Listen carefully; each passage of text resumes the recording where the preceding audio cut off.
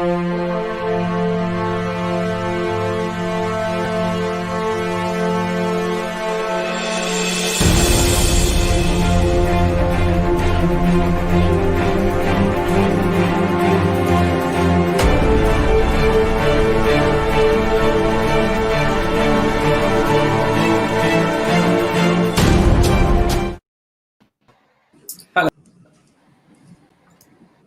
everyone, welcome to this global GEG broadcast. We'll be making a start shortly, and while we're waiting for everyone to arrive, why not head into the chat, let us know who you are, where you're from, your Twitter handle, and if you've got any questions that you'd like us to answer during the course of this evening, let us know there as well. Also, if you haven't already done so, make sure you hit that subscribe button to make sure you stay up to date with all of the events being organised by us at Global GEG. We'll be making a start really soon. Thanks for joining us.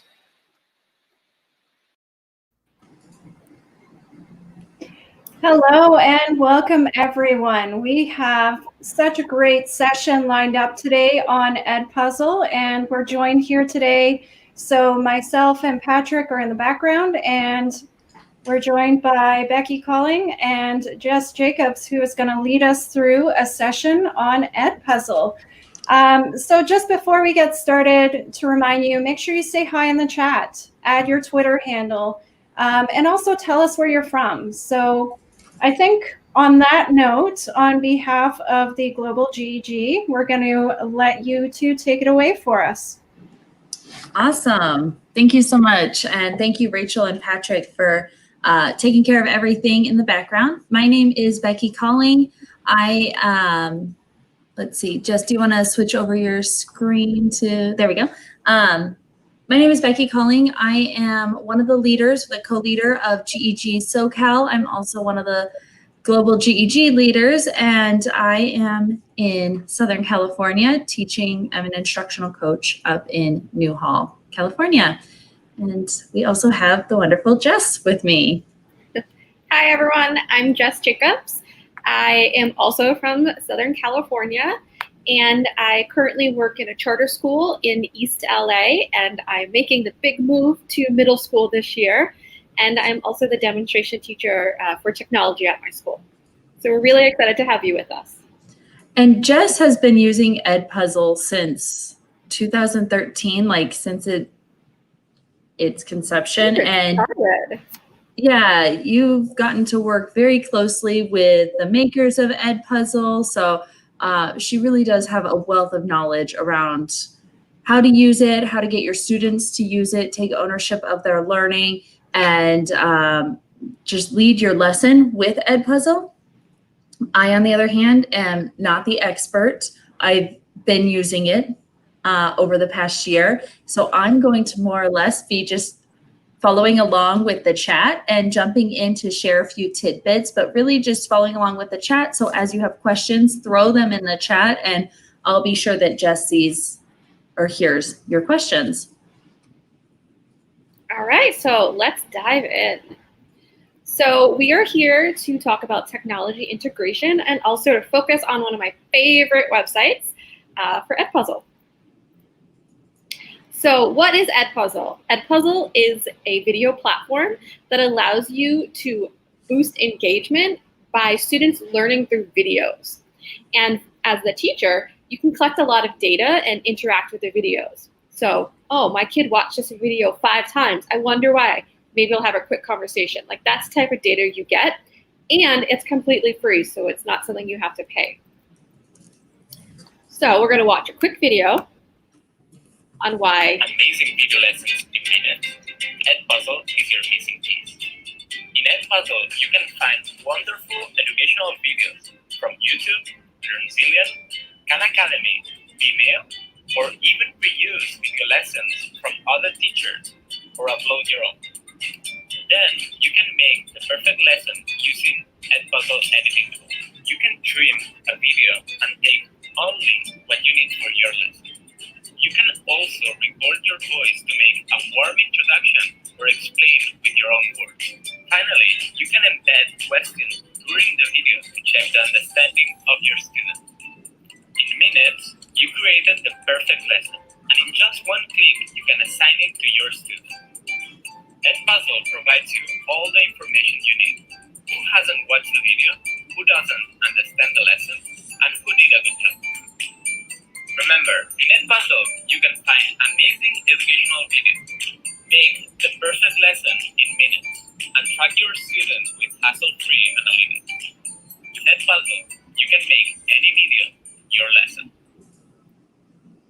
So that's just a quick overview of EdPuzzle from the creator. And just so you know why I love EdPuzzle, it's really wicked easy to use. They have a gradebook feature that you can easily see all of your kids' grades. It's really great for parent-teacher conferences when you're showing reading grades or if you incorporate this into other subjects. It's very interactive, and my kids love using it because they're just simply watching a video. And the kids can't skip through the videos. If they try to go to a different tab, the video stops. If they try to move the cursor, the video stops. So it's just really cool in that sense.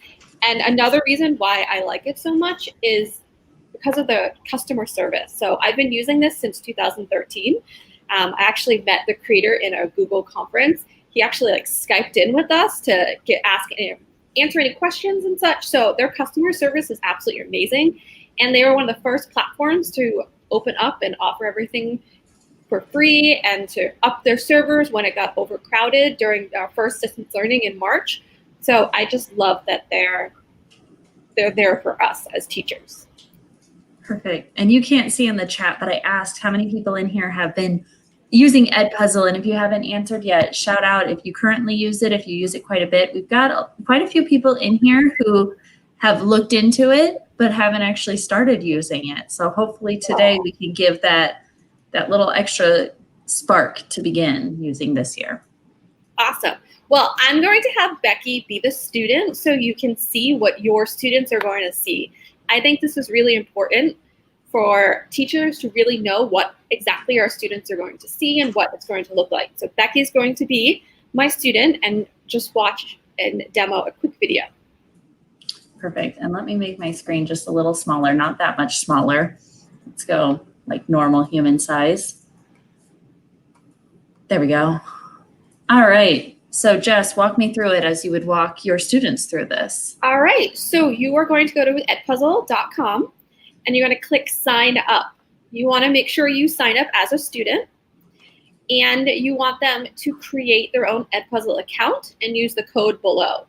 So this is a great lesson that I do with my students on username and password, because I get to see their username and password. So you got to make sure that it's hard enough where nobody else knows, but it's also appropriate for your teacher to see.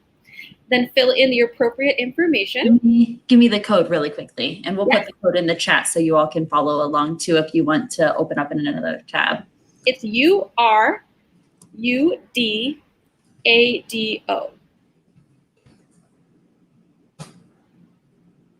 All right, so I see on here that I'm going to join Miss Jacobs' class, and let's join.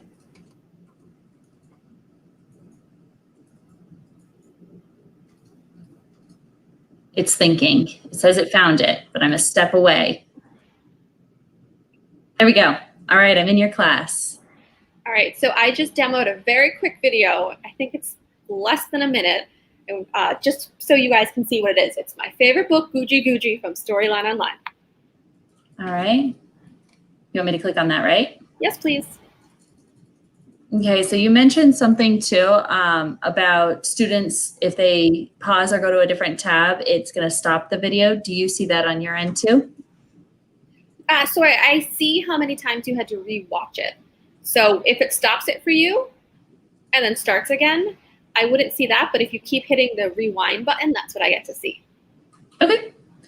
Do you want me to play through this video? Or no, as long as I saw that, that's okay. We can move on. Okay, cool. Then let's put your screen back up. So another great thing, and as a middle school teacher, it's really important to have your students take ownership of their digital learning. So EdPuzzle has all these fabulous student certificates where they can go and they can earn their own badges, which that's something the kids absolutely love. If you are upper elementary, I would just watch through the videos. Some of them can be a little bit mature for our 4th and 5th graders, but they're awesome for middle school. So I've signed the digital citizenship every single year to my students, and they love taking it and finishing their course and then showing off their badges. So it's a really great feature EdPuzzle has. So now I'm going to log in and show you what it looks like for the teacher side. Now, you all have the link to the PowerPoint, so when you're going back and creating your lesson, I want to let you know that I've added slides here that I'm not going to show that talk about all the different features, but I figured I will log in and show you what it looks like from the teacher side. So this is EdPuzzle. This is what you would see as a teacher, and there's a few things that you want to locate. So my content, which is right here, is all the videos that you can use and that you can take. So right now I'm in home. If I go to my content, these are all the videos that I've been making and using. So you see all of them are saved here.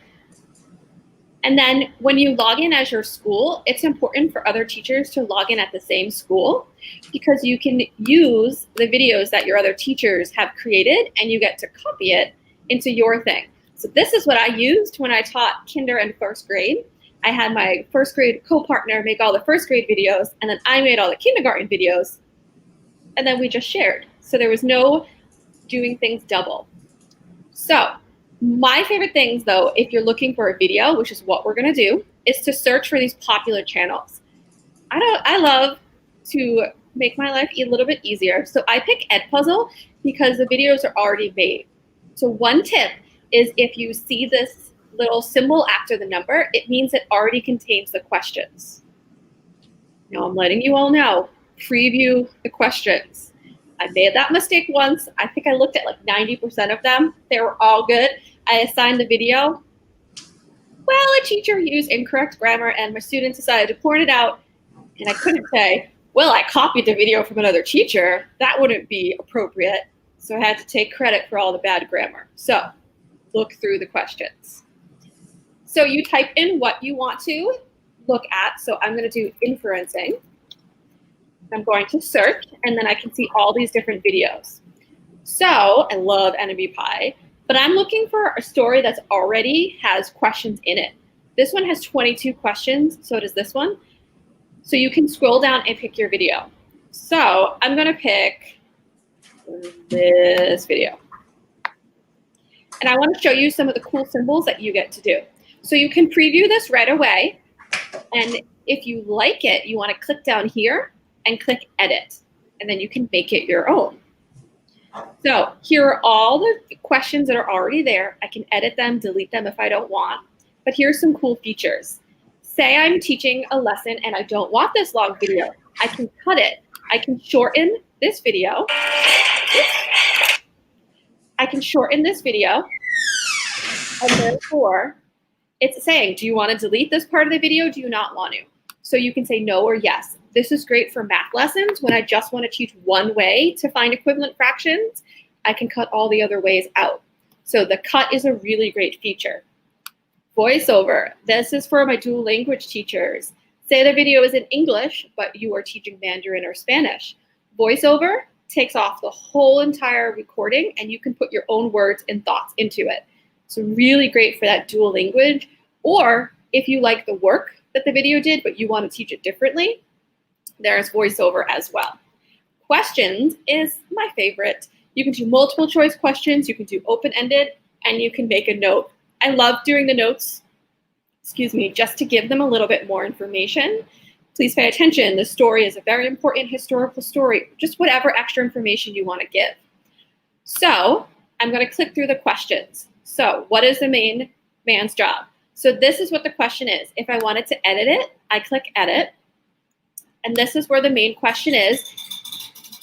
And you have all of these symbols to do. So if you have an EL student or a younger student, you can add pictures. So you can take away that reading aspect. When I taught K1, I loved reading the question first and then doing a lot of pictures. Any math teachers, they have the equation editor as well. So it's really great. So say I want to take this video So say I liked all the questions, they were appropriate, grammar was good, I'm not going to get in trouble for my students. I would click the finish button right here.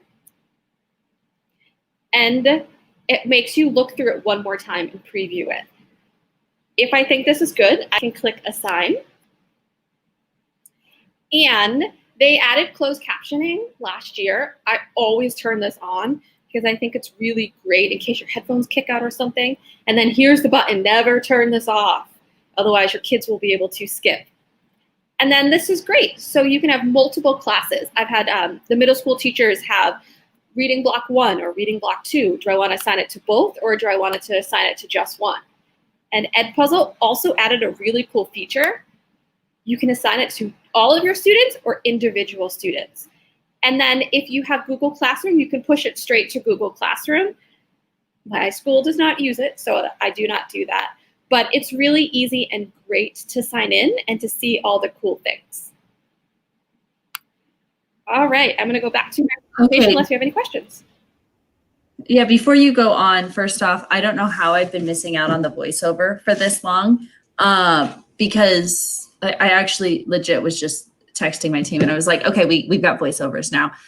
This is a huge feature for us, and it's something I've never played with in EdPuzzle. And like I said, I've only been playing with EdPuzzle for about the past year, but I've focused more on the questions and DOK type of level type questions that I could put in there. But the fact that we can actually make videos in English and do a full voiceover in Spanish is huge and saves so much time. And again, I'm just excited because this was a feature I've never actually played with. We do have a question though.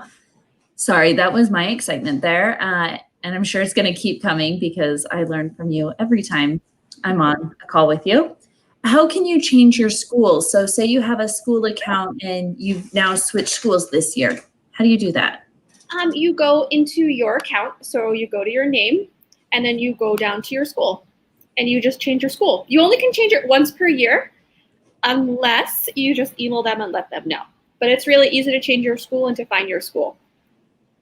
Awesome. And they're pretty responsive when you email them, or should you expect quite a bit? Oh, no, definitely. They're very active on Twitter if you want to use Twitter, or email them. The customer service is absolutely amazing. So cool. Yeah, I'm seeing that a lot of love for this, also connecting straight into Classroom, to Google Classroom. So absolutely. That's a huge, huge bonus right there. Mm-hmm. Well, there's more fun features. That was just the beginning of the fun features. Perfect. Keep it up. All right. So I'm going to skip through all of those symbols because you all can look back at them. And this is how you register. Oh, come on, computer. This is how you register as a teacher, too. I left this up here so you can go back and reference it. I always love to sign in with Google. It makes my life so much easier. If I have any kinder or first grade teachers, I just want to let you know that they have something called an open classroom. So it's much more easier for your younger students to sign in. You just don't necessarily have all the same features like Gradebook, which I'm going to talk about soon. But there is a way to make it an easier sign in for our younger students. Does it work with Clever? I don't know. I have a slide at the end which talks about all the different integration platforms. Okay, we're getting Clever next week. Oh, cool. Yeah. Yay. That's awesome. Well, I wanted to talk about how to grade the written responses because there's quite a few things. One, you could grade them all right away, give them all 100%. Or you can develop with your students a certain way to grade them, and then you can do that. So what you do is you find an assignment you want to grade, which I'm going to use my tech cohort group. So I'm going to go to my grade book, and we have not used this in quite a few years, so I'm going to go back to when I trained my staff on this.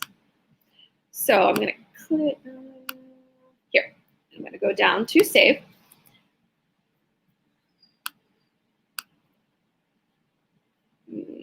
There we go. So I love Gradebook for multiple reasons. So these are all the people I trained at another tech. I decided to use this and not my students' names. So one cool feature is, you see this 3 little lines right here? That means I need to grade that assignment. if you see the ones that I've already graded, you can see them here. EdPuzzle color codes it so you know right away without looking what they need to do. So you can grade these assignments one of two ways. You can go to Gradebook and look for the 3 lines to grade and click them, and it'll take you straight to that student's page. And here's what I was talking about the data. So this person spent 2 minutes watching the video, turned it in on time. They got 4 out of 6 questions right. Look at all this data I get. So this was the correct one. This was the correct one. Oop, this is where they messed up on. And this is how many times they saw the video. So if I have a student watching the same part of the video over and over again, that means I have to have a conversation with that student.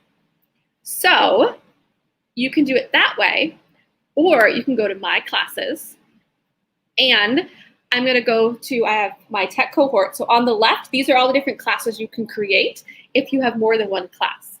So here it says I have 11 answers to grade, and I only have 11 out of 41 turned in. Oh, my tech cohort did not turn in their assignments. So I'm going to click this book, and it tells me how many I have to grade, and it quickly breaks down who did what, who still owes me. So I'm going to click Answers to Grade. Now, not going to lie, for some of the assignments during distance learning, I clicked this button, marked all unanswered correct. I figured during distance learning it was fine doing that. Normally, I don't. Normally, I created something with my students where we worked on our grading scale. So if they answered it without extra detail, they got a 3, which is like 80 to 94 at my school. So I would literally put that information in. If they forgot capital letters or punctuation, we dropped it down to a 2 or a 70. This was created with my students, so they knew how I was grading it. So he was bigger and stronger. Oh, there's no capitalization, there's no punctuation. So I'm going to give that about a 79.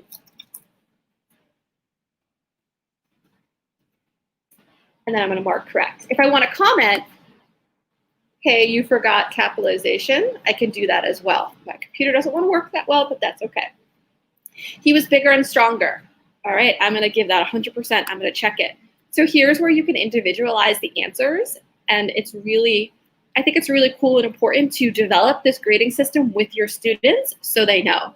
What I did was I kind of made my screen bigger and blocked out all the names, and we went through it and we like kind of faux graded it all together when I first started using EdPuzzle, so my students knew how I was grading their answers. So that's a really great tip for you to use as well. All right, so, whoops. So I also kind of talked about Gradebook, but all your scores are in one place. It pushes to Gradebook. It pushes to Google Classroom, excuse me. So that's really easy. And this was not a free part of EdPuzzle until a few years ago. So us EdPuzzle coaches really pushed for this to be free. So you're welcome. Thank you. And that is a huge component, that it does push out the grades into Google Classroom. You're not having to grade in there and then go into Google Classroom and grade it a second time. So another fun feature, and I had a fun summer completing all of these, they have PD hours and badges for you as a teacher to earn. So they have one on integration to Google Classroom. They have one on digital citizenship. They have one on diversity and training. You can become an EdPuzzle coach like myself, and you earn PD credit. And it's just a really great way to understand EdPuzzle from the backside as well, and to learn all about the awesome ways that you can use EdPuzzle even more. So it's a really great link if you're looking for some quick PD hours, or if you just want to learn more about this awesome website.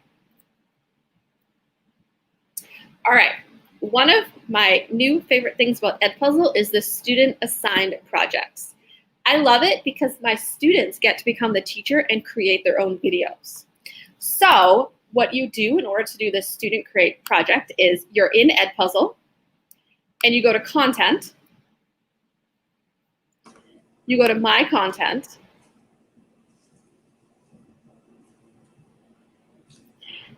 and then you're going to click Add Content. So this is how if you want to upload your own video. So some of my administration made an orientation video for new teachers and uploaded it to EdPuzzle. You can do that here, or you click Student Project. So you come up with a subject. I love using it in math class, especially for fractions. And if you see here, they kind of give you what you want to write about. So it says find a video that synthesizes the last lesson. So find a video that teaches adding fractions. And then you have to give it instructions. I like to specify exactly what questions I want them to use. So make sure you use voiceover, 3 multiple choice questions, and a short answer question. And then I'm going to save this project. And then my internet is really slow lately. It goes especially slow when you're live streaming. Okay, good to know. What just happened? I just lost that.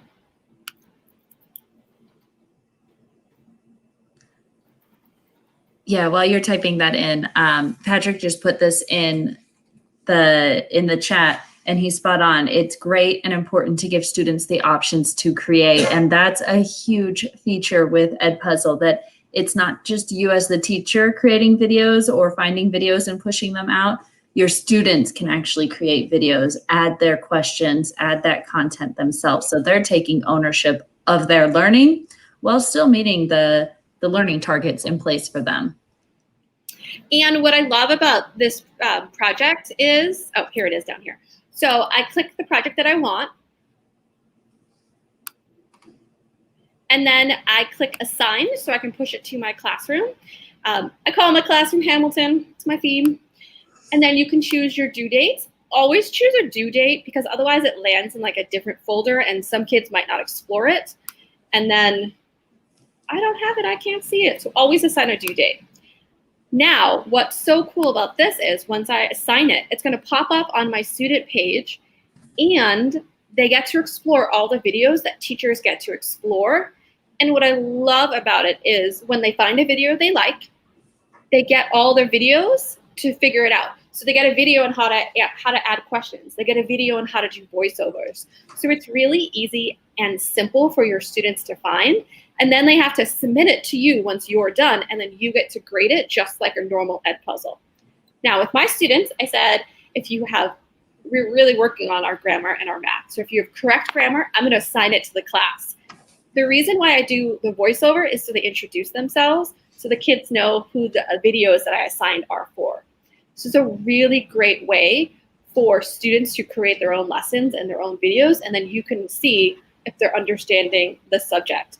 My kids were obsessed with this and always asked for the student projects as opposed to the videos I made, which made my life easy, so I was all about it. Now we've got a question, Jess, before you go back. Can you confirm, and I'll pull it up on the screen for everyone, can you confirm whether or not all the features that you are sharing are available with the free version of EdPuzzle? I can. So those are all free things you can use.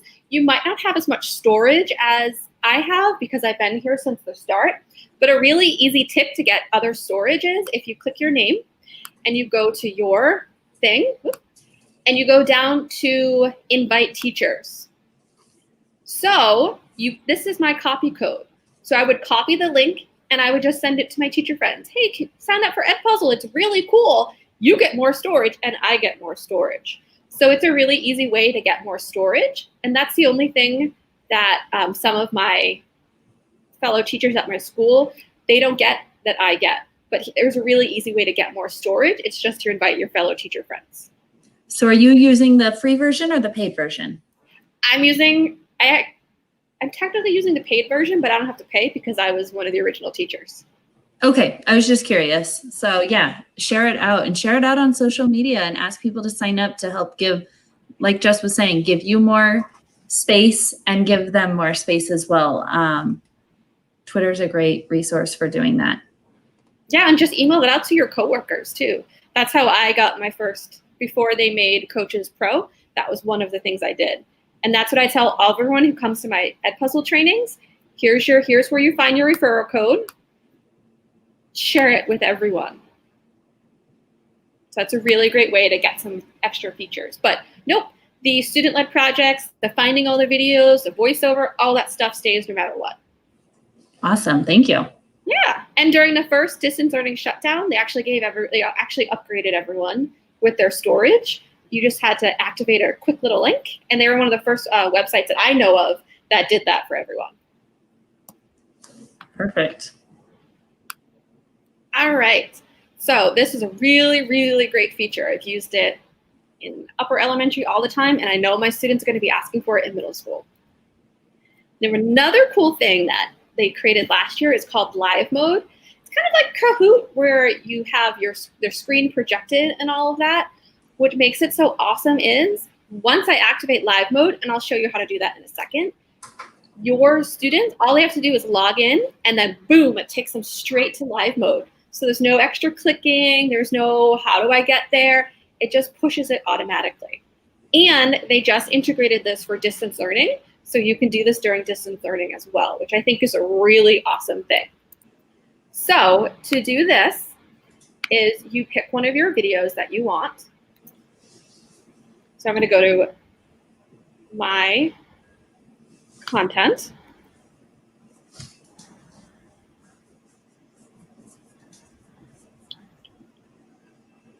Hopefully.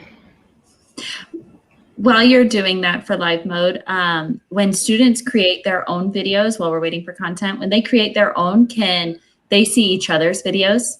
Once I submit them and I show them, it's kind of on me to share it with the students. Okay, so if you don't share it, then they won't see, but you do have that feature to share with the other students. Yes. So you're the moderator. That's awesome. Yeah. All right, so I just assigned this to my class like I normally would. And if you go down here, this is where you see the go live. So if I click go live, are you sure you're ready to go live? So share your screen. You can do that on Zoom or Loom or whatever, or Google Meets. And then tell your students to log in. And then it will literally appear once they log in. And when they log in, so once I click go live, I'll have all my students pop up. So these are all my students, and the names will become clear once they log in. And then you click start and you go through the same EdPuzzle video lesson that they would watch individually together as a class. And they're the only ones, no other students will see if they got the answer wrong. It's just on their screen. So it's a really great way to teach a lesson together while using EdPuzzle. And I'm so happy they integrated this into distance learning. No, it's a super cool feature, that go live feature. You can do it like if you're live with your students in a meet, you can push that go live button and it will open that up. Does it prevent them from opening other tabs, or are they still able to if they're going to do some research? They're still able to open other tabs, but it kind of counts down. And just like Kahoot, I can click I can have the question end. If I see some students are not paying attention and I want to let them know, you can end the question sooner than the countdown as well. Cool. But, could you do a live? So if a student created a video, would you be able to take their video and assign that to the class as a live session? Yeah. So when the kids create their videos in the student project, it goes in this big folder, and then I can click each of those, and I can assign them. So I actually have so I love folders in my content. I actually have a lot of student created ones already because they were wicked good, and so these are all my kid created ones. And these are the ones that all my kids created, and they did such an awesome job whenever this loads that I wanted to save them and use them. I swear there's videos. Oh, here we go. So these are all the videos that my students created, and they were so good that I literally have saved them for other years, and I plan on using them, and the kid's name is right in the video, so my new students can see what my old students did. So it's a really cool thing that you can always save the videos. And yeah, go live. Awesome. A few more questions about go live. Can a teacher see a dashboard of submitted answers? So as students are submitting their answers, do you see that on your end, or do you have to wait until the video's over to see how the students did? Oh my goodness, I can't remember. If it was during or after? Yeah, I can't remember if it was during or after. I would just walk around during that time, so I would visit. I mean, that was when I was in the classroom. Yeah. Okay. So that's something we might have to play with, and I'll see if I can look up on my end and find out. And if anyone in here has played with the Go Live feature, throw that in the chat. There was another one around the student videos. Can student-made videos be exported to another platform? For instance, could students add a link to a Padlet, or do students get a shareable link after they've created their video? So with the editing option, if they have a Padlet, they can add that link into one of their questions. They can do it that way. I don't know if they get the link to share their video. I think it's just submitted to you to kind of keep it in that like safe haven folder. Mm-hmm. But so these are all the things here. So I can edit, I can do all the same things that I want. I can edit their videos at the end too. I don't like to, but if they messed up, I can edit it afterwards too. Perfect. And this might have been answered, it might not have. Can you do Go Live with an open class?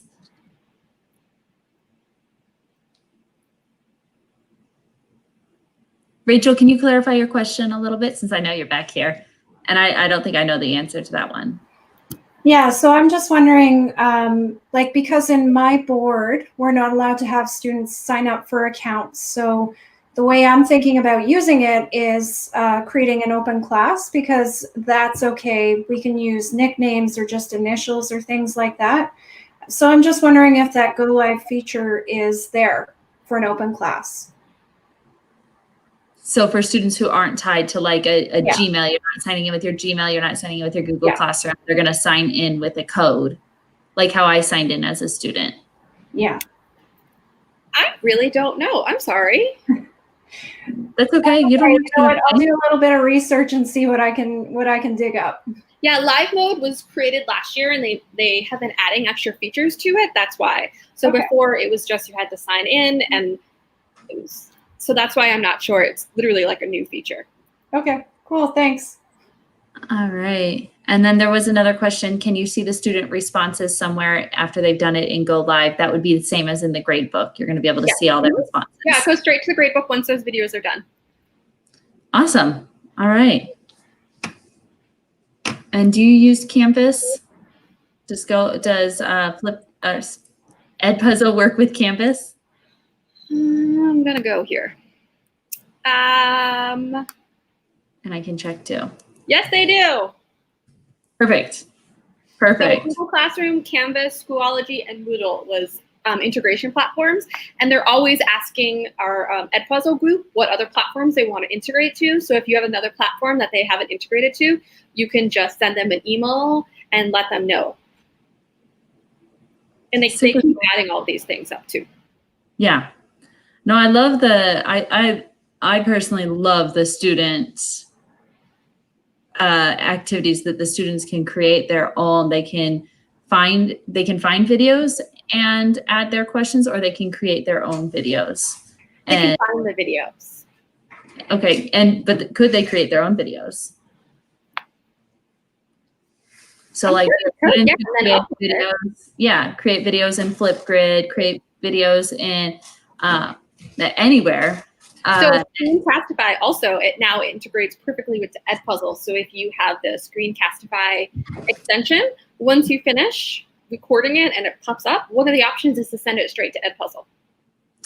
Which is a super cool tool. So it's not just about finding an already created video. The students can do it themselves and take 100% ownership of their learning. I am so excited for that feature. And then the Go Live, now that, I mean, at least for both of us in California, we're for sure starting virtually this year, but knowing that we can be on a meet with our students and we can see that engagement throughout, because that's always the question, are they actually paying attention, or do they have a video game on another screen that they're looking at? And this way you can actually follow along throughout, similar to like Pear Deck and a few of those other features. So really cool feature that's been added. Absolutely. And some other cool things as well is, like I said, the Screencastify. that streams straight into EdPuzzle. Make sure you turn on those closed captions, and then just that referral code, make sure you use that so you get more storage every single time a teacher signs up. And then make sure all of your staff members, they all sign up for the same school so you can share videos that way.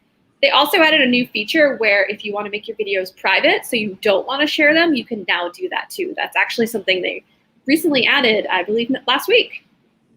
Oh, so you can have videos. There are instances where you might create a video that you don't want your whole school to see. Yep. Or that EdPuzzle community of where you can find videos. If you want to keep that just for yourself, that's an option now too. Which would make sense, especially if you're using a student-created project and you're going to then share out that student-created project and it has a student name attached to it. You don't want that going out for anyone to use. That's really neat that you can hide your video. I'm really receptive to hearing improvements, and this didn't work. Their servers were overwhelmed when distance learning started. So they emailed everyone, they posted all over social media, give us a couple of hours, we're coming back strong, and there was never any issues afterwards. So they're really good on customer service, and if you have any questions, you can email them, and they're really responsive. It's awesome. There's a question around improvements. Would you go back one slide? When do we know when Screencastify will be integrated? Oh, it's already integrated. I know. I just wanted to give you the excitement of sharing that big news. I think that was one of my favorite new tweets that I saw when EdPuzzle posted it. It's really nice, especially because Screencastify, you can get the free version of 5-minute videos, and really videos for students should be between 2 to 6 minutes. After 6 minutes, you're going to lose interest. So if you've got a 45-minute lesson, I would figure out what are the key takeaways here and chunk that video into different assignments instead of just sitting there and saying, you must listen to me for 45 minutes. And that's why that chunking the video and taking away different sections is a really great feature. You can duplicate that video 3 times because you want to chunk beginning, middle, and end. And that's why that is a really great feature to crop out the video. Yeah, I love it. And then we got a woo for Screencastify and Flipgrid, which I agree. I love both of them. So cool. And Flipgrid has a ton of new features too. And all of these resources that are free and available to us. Although when you first join EdPuzzle, it's going to seem limiting, like you only have so much space. Share it out to each other, get that extra space, and you're going to love it. Get those badges too. Oh, absolutely.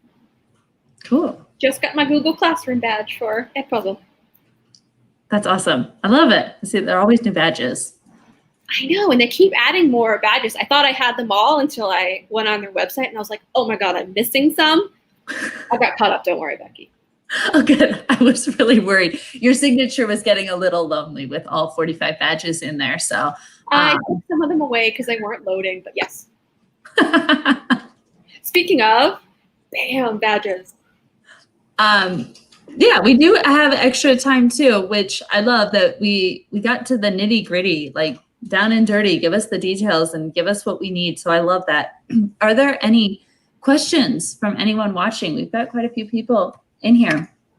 Questions about what you saw, maybe something you didn't see, something you want to us to explore deeper. And just so you know, we get a little bit of a lag. So yeah, there are a few questions in between, and definitely fill out the feedback form. But this is really helpful. And honestly, like I said, I haven't done the voiceover feature. So that's one area that I'm incredibly excited to explore and play with, because it's new to me. I haven't played with that one. I've played with the questions. I've played with everything else. And there are so many videos we've created, especially for parents. And we have someone who creates this awesome video in English. And then we're like, okay, we need someone in Spanish to remake this entire video. And now that's not necessary. I mean, that's huge, because the resources that are available to do voiceovers are not as intuitive as this. Yeah, when I worked in my Mandarin immersion program, this was what all of my Mandarin co-teachers used, and they loved it. It was so simple. they always hated finding this awesome video that was in English and then being like, I can't use it until I showed them voiceover, and then they got wicked excited. And I love your usage of the term wicked. I'm from Rhode Island. I know you are, yeah. And just so you all know, I met Jess playing kickball together, and then, which is super cool. So we built this relationship. We've never actually been able to work in the same district, and she does have a strong background on EdPuzzle and many other tech resources. So be sure to follow her on Twitter. I know she's upping her Twitter game because she's always been more of an Instagram teacher, and I'm pushing her towards the Twitter world. So follow her on Twitter and continue to push her that way and share out your questions there. Yeah, just a reminder, I'm the type of teacher that likes resources. Becky and I have shared our differences with this, but I always book the PDs that I have and I go back to it. So I just wanted to remind everyone that I know I didn't go over it, but I have slides on all the symbols. I have slides on slides, and each of these are videos to click if you're confused on how to use any of that stuff. So don't forget that that's here as a resource for you all. And when she says we have differences, she saves her resources in slides and has a million hyperlinks in a slide and goes back to that slide deck and watches. So she gave you access to all of this. I save mine in Wakelet. But wherever you save your resources, they're in here. So if you get into it and you're like, oh, how do I ask a question? How do I do that voiceover? She's put this in here for you. Almost every slide has a million different resources, but yeah, thank you so much, Jess, for joining us on Friday, knowing that school for many of us is starting here in the next few weeks, and diving deep into EdPuzzle, showing us how to use it and take it to the next level with our students getting to use it and creating their own lessons. It's like its own version of a choice board, just easier on the teacher's end. Yeah, no, I agree. I think you're going to find EdPuzzle really useful. I've used it personally K through 5th grade, but I do an EdPuzzle training every year at my school, and I've had 6th, 7th, and 8th grader teachers that use it. And it's funny, every single year they send their partner to my training because they find it so useful and that they love it, even in middle school, and it's useful every single grade. I find it, and it's just really great and interactive. I like.